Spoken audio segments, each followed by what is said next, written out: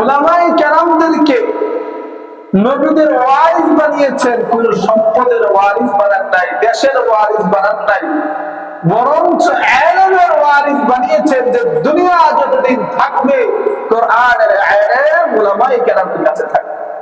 এজন্য আলেমদের এত মর্যাদা আল্লাহ তাআলা দিয়েছেন।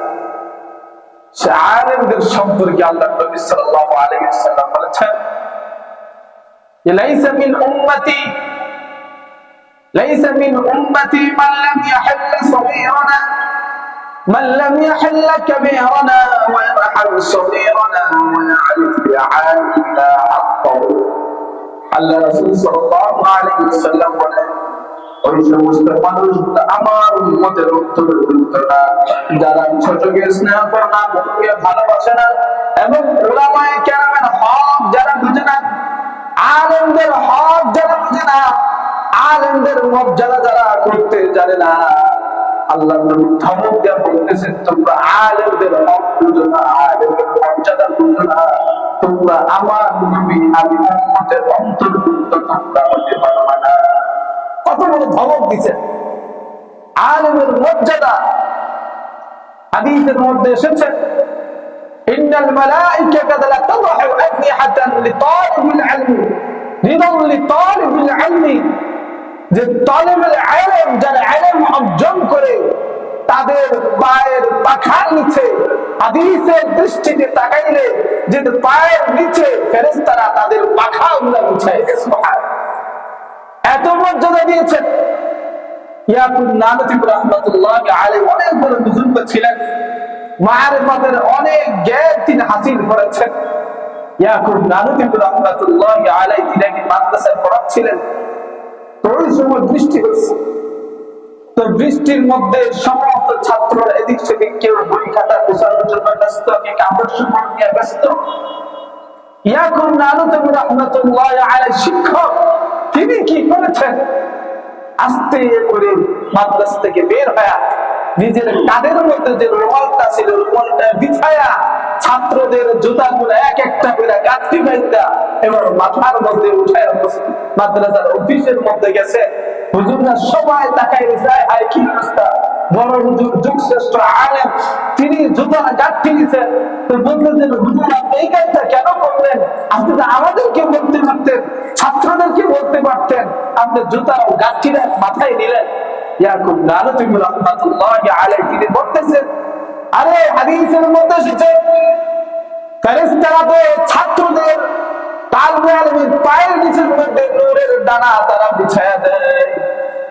আমি যদি আল্লাহ তাআলা যদি আদালতে কিবরিয়ার মধ্যে দাঁড় করাই, এই যে তালিবে ইলমের জুতাগুলো আমি মাথার মধ্যে উঠাইলাম, এই উসিলা দিয়ে আল্লাহ তাআলা আমাকে মাফ করে দেন, এটাই আমার জীবনের জন্য বড় সফলতা। এত বড় বুজুর্গ জুতা কাঁধে নিছে, আলেম ভাইয়া তিনি অনেক বড় আলেম, ছাত্রদের জুতা গুলা নিছে। মুহতারাম হাজির করার উদ্দেশ্য হচ্ছে আল্লাহ তাআলা আলেমদেরকে এত মর্যাদা দিয়েছেন। উলামায়ে কেরাম হক জানবেন না, আপনার মসজিদের ইমাম সাহেবের হক আপনি কি দায়িত্ব আপনার প্রতিবেশী হিসাবে, মুয়াজ্জিনের কি দায়িত্ব আপনার প্রতিবেশী হিসাবে, একজন মসজিদের খাদেম কি দায়িত্ব আপনার প্রতিবেশী হিসাবে, আপনি খোঁজ নিলেন না, এটা ভালো কাজ করবেন। এই জন্য এলাকা ভিত্তিক মসজিদের ইমাম সাহেবরা যারা, শুধু ইমাম সাহেবরা যেই জায়গায় থাকো, আলেমদের হিসাবে আলেম হিসাবে অন্তত সম্মানটুকু যেন আমাদের ভিতরের মধ্যে থাকে। আল্লাহ রাসূল সাল্লাল্লাহু আলাইহি ওয়াসাল্লাম বলেছেন, কোন আলিমান পাল্লা আলেম হও আর মুতাআল্লিমান, আলেমের ছাত্র হও, আলেমকে ভালোবাসো, কিন্তু এক নম্বর হয় না, আলেম নির্দেশে হয় না, ফতহ লিখ ফতহ লিখ ফতহ লিখ।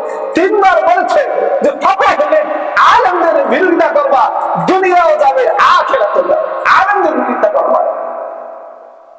আলেমদের সম্পর্কে আব্দুল্লাহ ইবনে মুবারক রাহমাতুল্লাহ আলাইহি তিনি বলেছেন, আব্দুল্লাহ ইবনে মুবারক রাহমাতুল্লাহি আলাইহি তিনি সুন্দর একটা উক্তি দিয়েছেন। তার আগে আব্দুল্লাহ ইবনে মুবারক রাহমাতুল্লাহি আলাইহি কেমন ব্যক্তি ছিলেন একটু পরিচয় করি আমরা। আব্দুল্লাহ ইবনে মুবারক রাহমাতুল্লাহি আলাইহি অনেক বড় একজন আলেম ছিলেন, তিনি শ্রেষ্ঠ ছিলেন এবং বিশিষ্ট তাবী ছিলেন। তাবী তাদেরকে বলা হয় যারা সাহাবায়ে রেখেছেন। সাহাবায়ে কেরামদের সুহবতে যারা ছিলেন তাদেরকে তাবি বলা হয়। আব্দুল্লাহ ইবনে মুবারক রাহমাতুল্লাহি আলাইহি দিনের বেলা হাদিসের দল দিতেন, রাতের বেলা বাড়ির ছাদের মধ্যে দাঁড়িয়ে নামাজের মধ্যে দাঁড়িয়ে কান্নাকাটি করতেন। কিতাবের মধ্যে এসেছেন আব্দুল্লাহ ইবনে মুবারক রাহমাতুল্লাহি আলাইহি যখন রাতের বেলা নামাজের মধ্যে দাঁড়িয়ে কান্নাকাটি করতেন, তিনার চোখের পানি ভেবে গাও ভিজে ছাদ থেকে টপকায়া টপকায়া পড়তো। এত বড় আলেম ছিলেন, অস্ত্র জাহেদ ছিলেন আব্দুল্লাহ ইবনে মুবারক রাহমাতুল্লাহ আলাইহি। হাদিসের দল দিচ্ছিলেন, হাদিসের দর্শের সময় তিনার মুখ থেকে হাসি আসছে। হাসিটা আল্লাহ তাআলা তওয়াক্কুল। আমাদের মুখ থেকে যখন হাসি আসে, শরীর থেকে হাজার হাজার ব্যাকটেরিয়া জীবাণু আল্লাহ তাআলা বের করে দেন। এই জন্য হাসি দিলে আলহামদুলিল্লাহ বলতে হয়। আব্দুল্লাহ ইবনে মুবারক রাহমাতুল্লাহ আলাইহি হাসি দিলে আলহামদুলিল্লাহ বললেন। প্রতি উত্তরে ছাত্ররা সবাই ইয়ারহামুকাল্লাহ বলে উত্তর দিচ্ছে। ইয়ারহামুকাল্লাহ বলে উত্তর দেন। হাজার হাজার লক্ষ লক্ষ ছাত্র পুরা বাগদাদ শহর নাড়াচাড়া খেয়ে গেছে। হারুন রশিদ থেকে চিন্তা করলেন, আমার রাজ্যের ভিতরে এত বড় বিকট আওয়াজ হইল থেকে, আমি তো কোনদিন কারো সম্পদ মাইরা খাই নাই, কোন জনগণের উপর জুলুম নির্যাতন করি নাই, ন্যায় করার বাদশা ছিলেন। আমি দেশের সম্পদ লুণ্ঠন করি নাই, মানুষদেরকে অন্যায় করে কারাগারে রাখি নাই। আমার বিরুদ্ধে না জানি এত বড় ষড়যন্ত্র কি হইল। এই জন্য হারুন রশিদ তিনি খবর পাঠালেন, এই আওয়াজ থেকে আসছে খবর নিয়ে দেখে যে আব্দুল্লাহ ইবনে মুবারক রাহমাতুল্লাহ আলাইহি হাদিসের দর্শ দিচ্ছেন। এই দর্শের মধ্যে সে আলহামদুলিল্লাহ বলেছেন, তার প্রতি উত্তরে ছাত্ররা ইয়ারহামুকাল্লাহ বলেছে। এর আওয়াজ সারা বাগদাদ কেঁপে উঠেছে। হারুন রশিদের স্ত্রী বলে, তুমি কি রাজত্ব করো, তুমি কি রাজত্ব করো মসজিদে বৈশা? এক মোল্লা আলহামদুলিল্লাহ বলার কারণে যদি এত বড় জোরতর আওয়াজ যদি এত বড় হয়, তো মোল্লা যদি ডাক দেয় তোমার বিরুদ্ধে, তোমার দোষিত্ব থাকতো না, সাবধান হয়ে যাও। আব্দুল্লাহ ইবনে মুবারক রাহমাতুল্লাহ আলাইহি হযরত যাচ্ছেন, হযরত যার মধ্যে দেখেন বিশাল বড় একটা ডাস্টবিন। এই ডাস্টবিনের মধ্যে কে যেন একটা মরা মুরগিরা ফালাইয়া চলে গেছে। আব্দুল্লাহ ইবনে মুবারক রাহমাতুল্লাহ আলাইহি বসে বসে বিশ্রাম নিচ্ছিলেন। হযরত যাবেন, কিছুক্ষণ পর দেখেন একজন মা পর্দার সাথে আছে, পর্দার সাথে থেকে মরা মুরগিরা উঠায় নিয়ে গেছে। আব্দুল্লাহ ইবনে মুবারক চিন্তা করলেন, মরা মুরগি তো খাওয়া জায়েজ নাই, মরা মুরগি তো খাওয়া হারাম। মহিলাটা বোরকা পরা পর্দার সাথে আছে, মাসালা হয়তো জানে না, হারামের সাথে সম্পর্ক হয়ে যাব। খাদেমকে পাঠাইছে, যাও দৌড়ে যাও। সে কি জন্য মরা মুরগি দিল, এখান থেকে উঠে তুমি খুঁজতে হবে আস। খাদেম গেলেন তাবুর ভিতরে গিয়ে জিজ্ঞেস করলেন, আপনি তো জানেন মরা মুরগি খাওয়া হারাম, কেন আপনি মরা মুরগিটা উঠে নিয়ে আসলেন? ওই মহিলা বলতেছেন, আরে বাবা আমি তো জানি, মাসালা জানি, মরা মুরগি খাওয়া হারাম এটা আমি জানি, কিন্তু আমার বাবা দুনিয়া নাই, মা দুনিয়া নাই, আমার একটা ছোট্ট ভাই আছে, আমাদের সংসারের মধ্যে খবর খরচ আদি করার জন্য কোনো পয়সা আমাদের মধ্যে নাই, মাও নাই বাবাও নাই, আসবো কোথায় থেকে? এই জন্য জীবন বাঁচানোর জন্য হারাম মুরগি উঠাই নিয়ে এসেছে। খাদেমের চোখের পানি চলে এসেছে। আব্দুল্লাহ ইবনে মুবারক রাহমাতুল্লাহি আলাইহি তিনি যখন এই ঘটনা শুনলেন, আব্দুল্লাহ ইবনে মুবারক রাহমাতুল্লাহি বলেন, আমি হজ করব আর আমার সামনে মানুষ হারাম বলার মুরগি খাবে, এটা হতে পারে না। কেমন বড় বুজুর্গ ছিলেন, যারা বছরে 12 বার হজে যায়, তাদেরকে বয়ানটা শুনে ভালো হইতো। আপনার প্রতিবেশী না খায় দেয়, তোমার আত্মীয় স্বজন না কথা বলে, আর আপনাদের বছরে 13 বার গিয়ে উমরা করেন, এটা ঠিক না। এত উমরা করতে আল্লাহ তাআলা বলেন নাই। যাও প্রতিবেশীর হক আদায় করো, বহু হাজি আছে, নিজের সন্তানের হক আদায় করো না। আমার জানা মতে আমি এখনো দেখাইতে পারবো এই উত্তরার মধ্যে কিছুদিন আগে একজন ভদ্রলোকের কথা শুনেছি, তার সন্তান দুইটা, একটা মাদ্রাসার খরচানি দেয় না, পরিবারের সাথে সম্পর্ক নাই, কয়দিন পর জরুর রাখবে, একদিকে জরুর করলেন, সন্তানের হক আদায় করলেন, আমার উমরা করলেন, এখন কোন কাজে আব্দুল্লাহ ইবনে মুবারক রাহমাতুল্লাহ আলাইহি খাদেমদের আগে বললেন, আমরা যে এখানে এসেছি এখান থেকে আমাদের বাসস্থানে ফিরে যেতে কত টাকা লাগবে? বললেন হুজুর এত হাজার দিরহাম লাগবে। বলল ওইটুকু রাইখা তোমরা চুপুরি মহিলাকে দিয়ে আসো। কত বড় ভার ছিলেন আব্দুল্লাহ ইবনে মুবারক। সাথে সাথে ওই মহিলাকে যতটুকু তিনার রাখার প্রয়োজন ফিরে যাওয়ার জন্য যতটুকু পয়সা রেখে পুরা সম্পদ ওই মহিলাকে দান করে দিলেন। হবে আল্লাহ নাই। আব্দুল্লাহ ইবনে মুবারক রাহমাতুল্লাহি আলাইহি তিনি আলেমদের সম্পর্কে বলেছেন, মান ইস্তাখাফা বিল উলামা'i দা'ওয়াত আখিরাতু ওয়া মান ইস্তাখাফা বিল উমারা'i দা'ওয়াত দুনিয়া ওয়া মান ইস্তাখাফা বিল ইখওয়ানি দা'ওয়াত আতু। আব্দুল্লাহ ইবনে মুবারক রাহমাতুল্লাহি আলাইহি তিনি বলেন যে যারা আলেমদেরকে ছোট মনে করবে, আলেমদেরকে হালকা মনে করবে, খোঁটা দিবে, অপমান করার অপদস্থ করবে, আলেমদেরকে অপমান করার কারণে তার দুনিয়া আখিরাত দুটোই শেষ হয়ে যাবে। আব্দুল্লাহ ইবনে মুবারক রাহমাতুল্লাহি আলাইহি বলেন, আলেমদেরকে ছোট করবা, তোমার দুনিয়াও শেষ হয়ে যাবে, আখিরাতও শেষ হয়ে যাবে। যেই জায়গায় আল্লাহ তাআলা এত সম্মান দিয়েছেন, হাদিসের মধ্যে আল্লাহ রাসূল সাল্লাল্লাহু আলাইহি ওয়াসাল্লাম আলেমদের এত প্রশংসা করেছেন, আর আমি আপনি একজন আল্লাহ বান্দা হয়ে যদি আলেমদেরকে সম্মান না দিতে পারি তাহলে আর কাদেরকে সম্মান? আল্লাহ তাআলা আমাদেরকে আলেম বিদ্বেষীরা হওয়ার থেকে হেফাজত করি। সাল্লাল্লাহু আলাইহি। নাম্বার 4, আল্লাহ নবী সাল্লাল্লাহু আলাইহি ওয়াসাল্লাম যে সমস্ত মানুষদের সম্পর্কে বলেছেন তারা আমার উম্মতের অন্তর্ভুক্ত না। এই কাজটা আজকে আমাদের ঘরে ঘরে তৈরি হয়ে গেছে। আজকে মানুষ ভালো মন্দের ভাগ্য নির্বাচন করার জন্য কবিরাজের কাছে দৌড়ায়, পীরের কাছে দৌড়ায়, গণকের কাছে দৌড়ায়, আছে কি নাই? আছে না কিছু মানুষ ভালো মন্দ নির্বাচন করার জন্য ব্যবসা করবে, এটা ভালো হবে না খারাপ হবে, তো পীরের কাছে যায়, আমি এই জায়গায় ব্যবসা করবো, এত লাখ টাকা দেওয়ার হয়তো আপনি বলে দিতে দিল। আমার এক দূর সম্পর্কের আত্মীয় বহু আগে নির্বাচনে দাঁড়াইছে, এলাকার কোনো মানুষ চিনে না, সামনে নির্বাচন আসলে দেখবেন কিছু কিছু মানুষ আজেরা প্রতিদ্বন্দ্বীকে গায়েব করার জন্য একটু পরিচিত হাজিতে হইতে হাজির সমাজে জানানোর জন্য নির্বাচনে দাঁড়ায়, ওরা পোস্টার লাগায় ছাপায় দেয়। তেমন একজন ব্যক্তি আমাদের আত্মীয় লাগে, তো সে দাঁড়াইছে। তা আমি বললাম আপনি দাঁড়াইলেন এটা তো ঠিক করলেন না, আমার সম্পর্কে পাওয়া নাই। তো বলতেছে আমার পীরের কাছ থেকে অনুমতি লয়েছে, আমার ঠিক হয়েছে আমি নির্বাচনে আমি জয়যুক্ত হব। আমি আচ্ছা ঠিক আছে, পীরের কথা মানেন? 100% আমি জয়যুক্ত হবো। আমি ঠিক আছে, দেখা যাবে ক্ষমতা নিজের কেন্দ্রের মধ্যে ফেল করে বসে দিচ্ছি, বাকি কেন্দ্র তো বাদই দিলাম।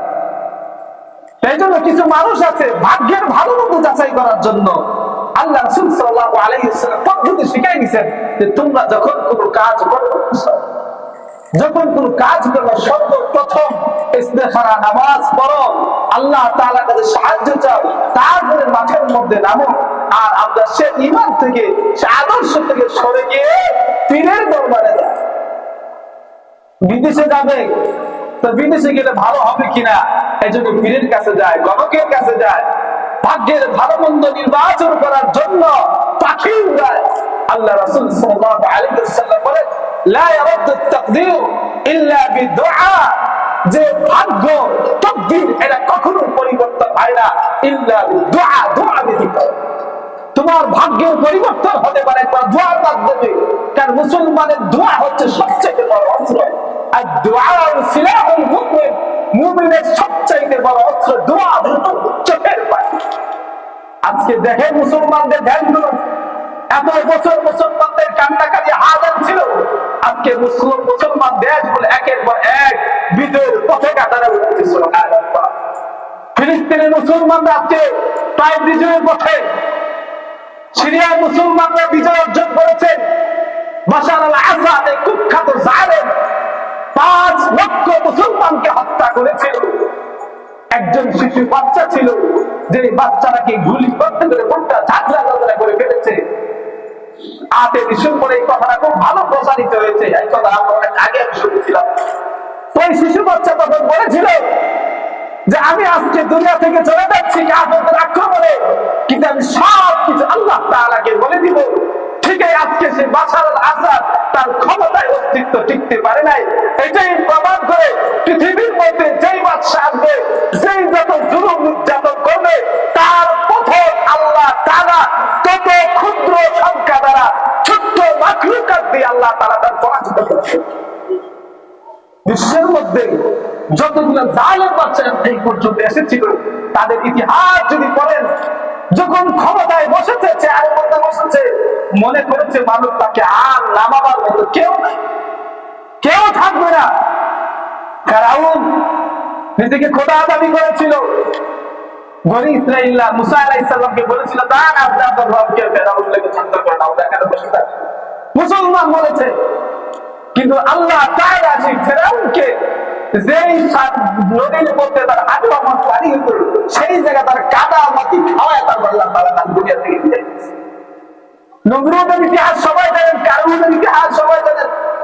সর্বশেষ বাংলাদেশের অবস্থা মনে করেন, এই দিনও বহু মানুষ মনে করে নাই, যারা মাঠে আন্দোলনে ছিল তারাও মনে করে নাই এই দেশে পালায়ন করবে। সে নিজেও মনে করে না যে আমি পালাই যাবো। মনে করছে লাখ লাখ মানুষ মায়েরা সেনাবাহিনী দিয়া, কারণ সে থাকবে বিদায় তো কত আইটেমের খাবার রান্না বান্না তৈরি করেছে। দুপুরবেলা তার আপনাদের কিনা খাবে, খুন খারাপি বরাবর খানার মধ্যে বসবে। কিন্তু আল্লাহ তাআলা দেখে ছোট্ট ছোট্ট বাচ্চাদের মাধ্যমে, কলেজ ইউনিভার্সিটির ছাত্রদের মাধ্যমে তাদেরকে আল্লাহ তাআলা পরাজিত করেছে। পৃথিবীর ইতিহাস যাদের ইতিহাস দেখবেন, জালেম বাদশাদের ইতিহাস, এদের পরিণতিটা খুব ভয়াবহ। এখন যারা বর্তমানে আছে, তারা যদি এই থেকে শিক্ষা যদি অর্জন করতে না পারে, এখন কিছু কিছু নেতাদের কথাবার্তা শুনলে মনে হয় যে আবার আগের একটা ঐরকমতা ছিল, ফেসিবাদী ছিল, যে বাপ সাপ যে কথা বলে, এটা মুখাবি। এর থেকে যদি শিক্ষা না নেওয়া হয়, তারা তো দিল্লি মামুন বাড়িকে বলেছে তোমাদের বলা বড় জায়গা থাকবে না। মহাতারাম হাজির আপনার কোন মজুর কোশ্চেন জবাব দিন, এগুলো বলার দরকার কি? ইমানের সাথে সম্পর্ক। আপনি জুলুম করবেন, আপনার ইমান থাকবে কিভাবে?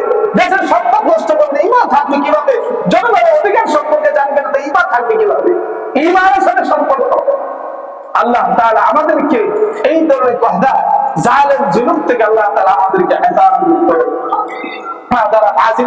যে কথাটা বলতেছিলাম, যে আল্লাহ তাআলা আমাদের যে ভাগ্য যেটা দিয়েছে, নির্ধারণ করেছেন, এইটার পরিবর্তন একমাত্র দুআর মাধ্যমে হবে।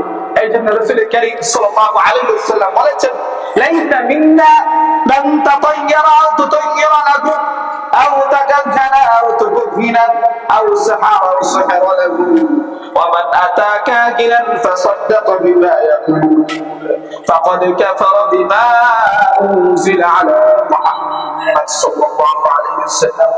আল্লাহ নবী সাল্লাল্লাহু আলাইহি ওয়াসাল্লাম বলেন, ওই সমস্ত মানুষগুলো আমার উম্মতের অন্তর্ভুক্ত না যারা ভাগ্যের ভালো মন্দ নির্বাচন করার জন্য পাখি উড়াইল। আজকে অনেক সময় সাপের মাধ্যমে ভাগ্য নির্বাচন করে, পাখি দিয়ে ভাগ্য নির্বাচন করে, রাশি ফল করে। আল্লাহ নবী সাল্লাল্লাহু আলাইহি ওয়াসাল্লাম বলেন, এরা আমার উম্মতের অন্তর্ভুক্ত না। ওমান আতাকা গিনান, যারা গণকের কাছে গেল, গণকের কাছে যাওয়ার পর গণক যা বিশ্বাস করলো ওইটাই সে বিশ্বাস করে নিল, গণক যা বললো সেটাই বিশ্বাস করে নিল।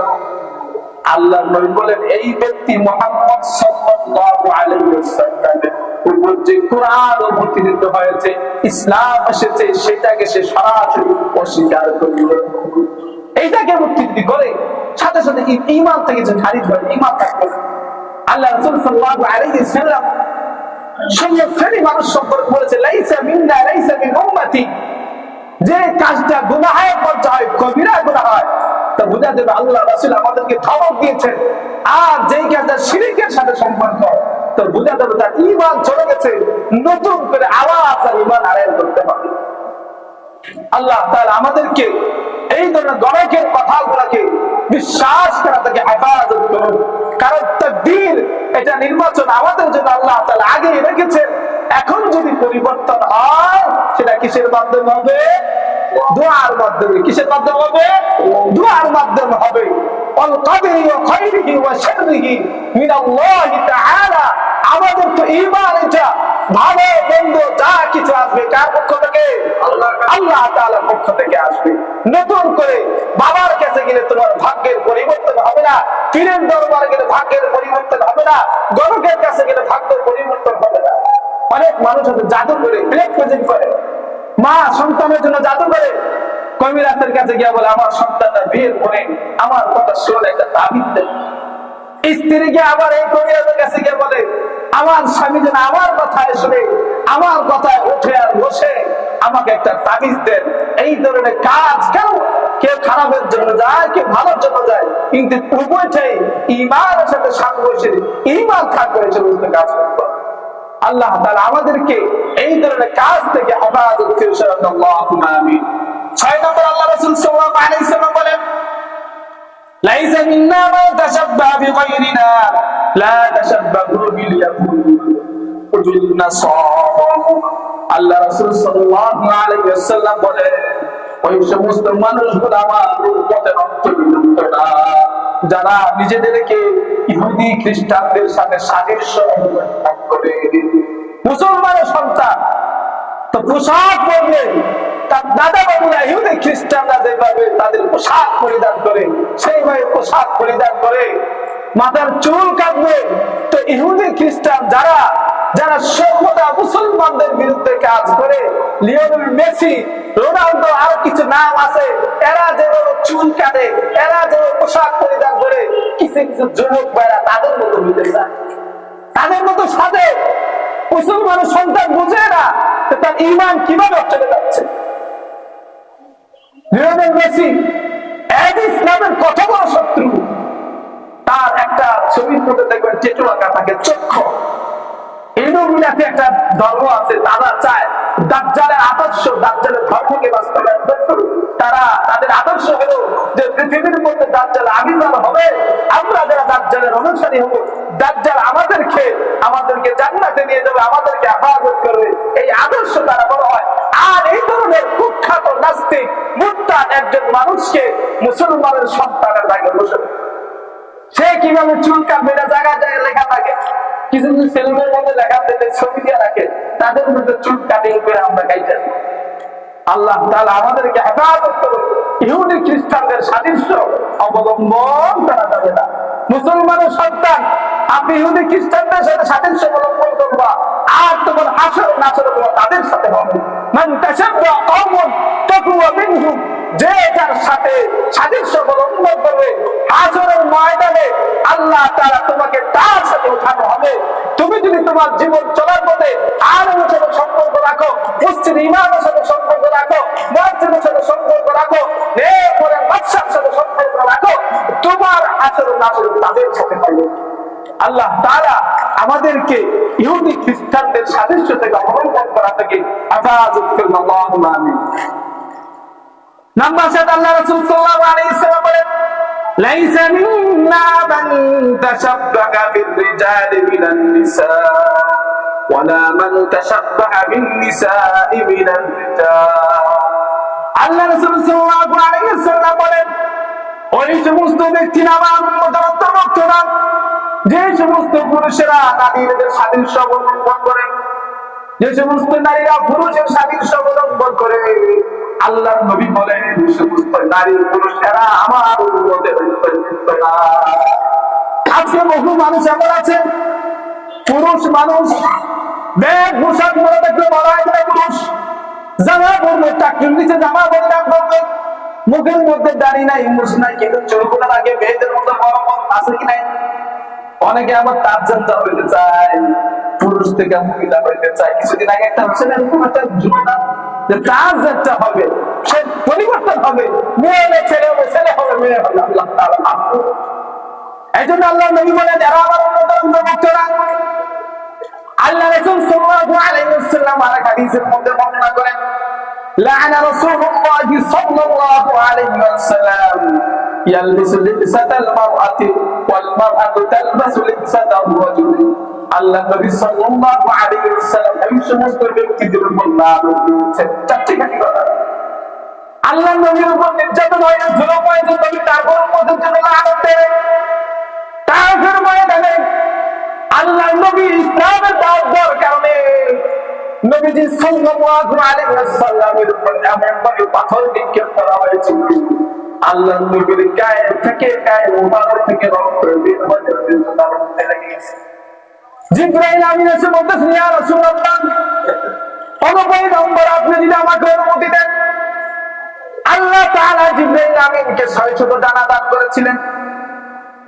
একটা ডানা যদি জমিনের মধ্যে বিছাই দিত, পুরা আকাশ জমিনের মধ্যে পুরা আকাশটা ছেয়ে যেত। জিবরাইল আমিন দুনিয়ার মধ্যে আমার আকৃতি দাঁড়ানোর জন্য আল্লাহ তাআলা দুনিয়া আমাকে বানান নাই। আমি এইভাবে দুনিয়া আল্লাহ তাআলা বানান নাই, আমি আমার আকৃতি দাঁড়াবো। সেই জিবরাইল আমিন আল্লাহ নবীকে এসে বললেন, নবী, তায়েফের মানুষরা আপনাকে রক্তাক্ত করেছে, আপনি আমাকে একটু অনুমতি দেন, আমি এই তায়েফবাসীকে আমি আমার ডানা দিয়ে একবারে তাদের জমিন থেকে উঠাইয়া উপর করে ফেলে দেব। আল্লাহর নবী অনুমতি দেন না, উম্মতের প্রতি এত ভালোবাসা ছিল। সেই আল্লাহর নবী বলেছেন জবাব দিয়ে, ওই সমস্ত মানুষের উপর অভিশাপ, মানুষ যখন অভিশাপ দেয়, কষ্ট পায়, অভিশাপ দেয়, বড় দুঃখ বেদনা নিয়ে তারপরে অভিশাপ দেয়। আল্লাহর নবী বলেন, ওই সমস্ত নারী এবং ওই সমস্ত পুরুষের উপর লানত, যারা নারী হইয়া পুরুষের সাদৃশ্য অবলম্বন করে, যারা পুরুষ হইয়া নারীদের সাদৃশ্য অবলম্বন করে, তাদের উপরে আমার লানত। দেখেন আল্লাহ রাসূল সাল্লাল্লাহু আলাইহি ওয়াসাল্লাম লানত এই সমস্ত ব্যক্তিদের উপর দিয়েছেন। কিন্তু মুসলমান হইয়া আজকে আমরা অনেকে কাজটা করি যে নারী পুরুষের সাদৃশ্য অবলম্বন করে, পুরুষের মতো প্যান্ট পরে, টাই পরে, শার্ট পরে, পুরুষের মতো চলাফেরা করে। আরে নারী, তোমাকে আল্লাহ তাআলা এমন ভাবে প্রাকৃতিক তৈরি করেছেন, নারীত্ব তোমাকে দান করেছেন, এটা তার ভালো লাগে না, পুরুষের মতো চলাফেরা করতে মনে চায়। কিছু পুরুষ এমন আছে তাদের পুরুষের মতো চলতে মনে চায় না, নারীদের মতো কবর দুলে দুলে তাদের চলাফেরা করতে মনে চায়। আল্লাহু আকবার। কিন্তু আল্লাহ রাসূল সাল্লাল্লাহু আলাইহি ওয়াসাল্লাম তাদের উপর লানত দিয়েছেন। আর এই লানত দেখেন আল্লাহ তাআলা কিভাবে আমেরিকার মধ্যে বাস্তবায়ন করেছে, যে এই জায়গার মধ্যে করেছে। এই যে কিছুদিন ধরে দাবানলে আগুন চলতেছে, আপনারা তো দেখেছেন, ভালো মানুষ অবস্থান করে এই জায়গার মধ্যে।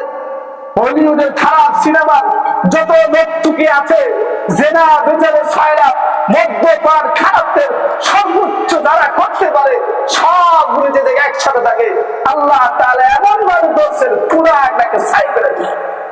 আমেরিকা খুব চেষ্টা করেছিল যে ফিলিস্তিনিদেরকে আওয়াজকে একেবারে শেষ করে দিবে, এর জন্য যত শক্তি প্রয়োজন সব শক্তি প্রয়োগ করেছে। কিন্তু আল্লাহ তাআলার খেলা দেখেন, আল্লাহ তাআলা কোরআনের মধ্যে বলেছেন, ইন্না আযাবি লাশাদীদ, আমার আযাব বড় কঠিন, আমার আযাব বড় ভয়ঙ্কর, সহ্য করতে পারবো না।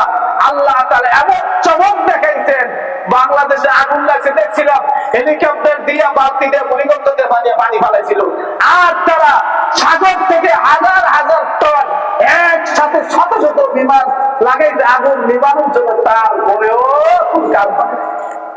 কাম হয় নাই। এটাই প্রমাণ করে আল্লাহ তাআলার আযাবের মোকাবেলা করার ক্ষমতা কোন শক্তির নাই, কোন দেশের হয় নাই, এমন কোন অস্ত্র কেউ বানাইতে পারে নাই যে আল্লাহ তাআলার আযাবের সাথে মোকাবেলা করবে। মুহতারাম হাজিরিন, আল্লাহ তাআলা আমাদেরকে এই ধরনের অশ্লীলতা, এই ধরনের ভয়াবহতা আল্লাহ তাআলা আমাদেরকে হেফাজত করে সভাপতি। আল্লাহুম্মা আমিন। ওয়া আখিরু দাওয়ানা আলহামদুলিল্লাহি রাব্বিল আলামিন।